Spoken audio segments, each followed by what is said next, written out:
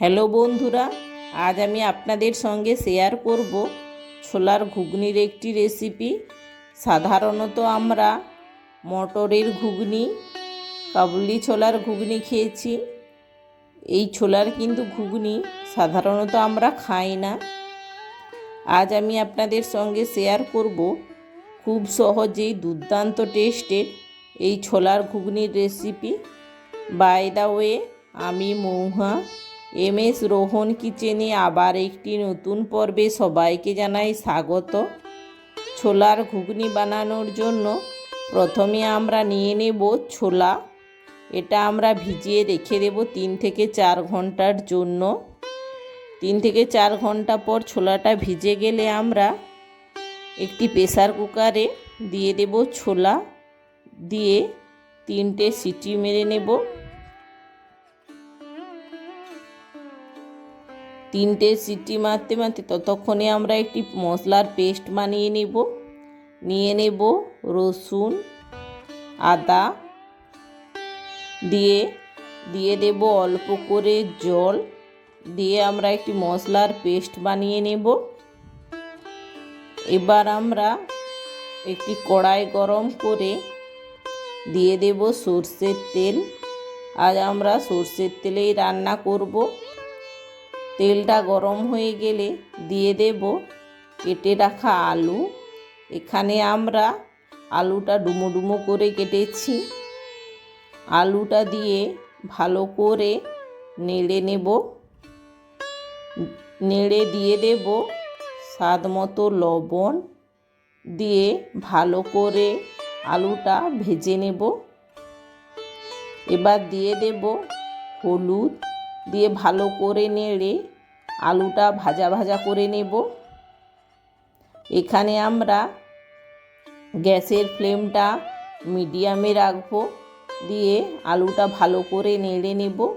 যেহেতু আমরা ছোলাটা সেদ্ধ করে নিয়েছি, তাই আলুটাও ভালো করে ভেজে সেদ্ধ করে নিলে খুব তাড়াতাড়ি ঘুগনিটা হবে। আলুটা ভাজা হয়ে গেলে নামিয়ে নেব। এবার ওই কড়াইতেই দিয়ে দেব সরষের তেল। তেলটা গরম হয়ে গেলে দিয়ে দেব গোটা গরম মশলা ও তেজপাতা, দিয়ে ভালো করে নেড়ে নেব। এবার দিয়ে দেব কেটে রাখা পেঁয়াজ, দিয়ে ভালো করে নেড়ে নেব।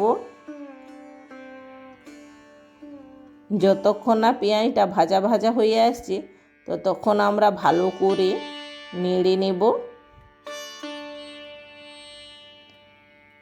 পেঁয়াজটা ভালো করে ভেজে দিয়ে দেব আদা ও রসুনের পেস্ট, দিয়ে ভালো করে নেড়ে নেব যতক্ষণ না আদা ও রসুনের কাঁচা গন্ধটা চলে যায়, ততক্ষণ ভালো করে নেড়ে নিতে হবে।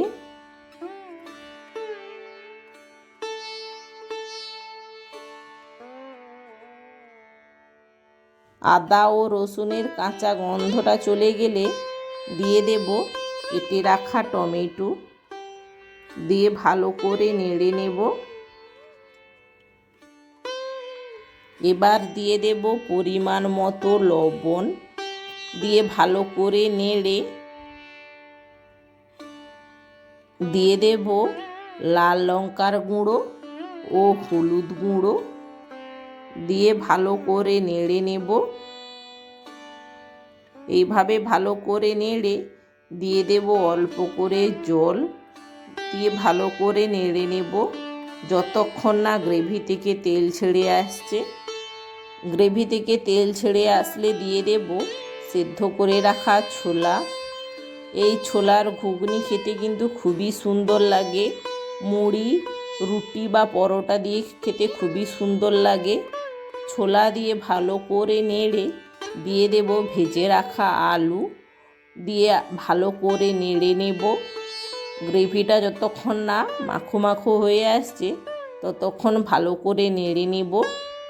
গ্রেভিটা ভালো মাখো মাখো হয়ে আসলে দিয়ে দেব পরিমাণ মতো জল, দিয়ে 10 মিনিট ফুটিয়ে নেব। 10 মিনিট পর একটি হাতার সাহায্যে কিছু আলু ঠেসে নেব, তাহলে গ্রেভিটা মোটা হয়ে যাবে ও খেতে খুবই সুন্দর লাগবে। ভালো করে ঠেসে নেড়ে নেব।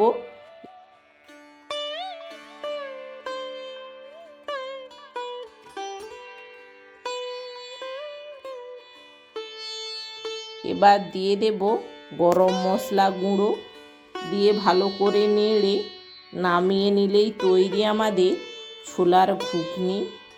আজকের এই রেসিপিটি কেমন হয়েছে প্লিজ কমেন্ট করে জানাবেন। রেসিপিটি যদি ভালো লেগে থাকে অবশ্যই লাইক ও বেশি বেশি শেয়ার করে দেবেন। চ্যানেলে নতুন হয়ে থাকলে প্লিজ চ্যানেলটিকে সাবস্ক্রাইব করে পাশে থাকা বেল আইকনটি প্রেস করে দেবেন, যাতে পরবর্তী ভিডিও নোটিফিকেশান সবার আগে আপনাদের কাছে পৌঁছয়।